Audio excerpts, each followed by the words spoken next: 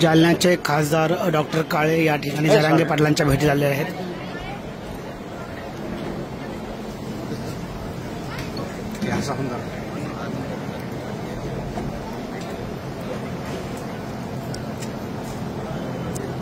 आज उपोषणाचा तिसरा दिवस। जालन्याचे खासदार पाटलांची तब्येत खूपच बिघडली आहे।